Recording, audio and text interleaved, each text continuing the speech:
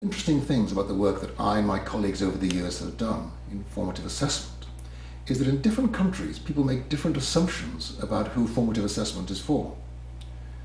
When Siobhan Leahy and I started work with the SSAT in 2007, we were focusing on secondary school students because that was our experience of working as teachers, and Siobhan as a head teacher, but also because the remit of the SSAT at the time was focused mostly on secondary schools.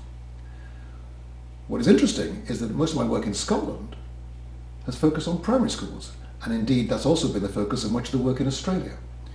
So people tend to assume that the work of formative assessment in some countries is for secondary schools, and some people think it's for primary schools.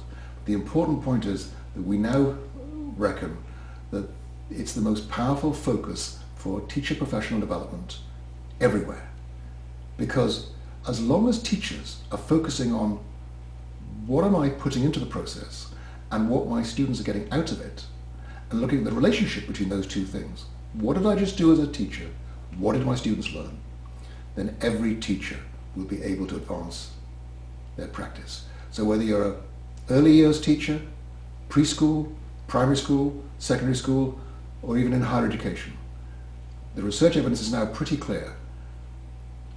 A focus on classroom formative assessment provides the single most powerful focus for your own professional learning and of the greatest benefit to your students.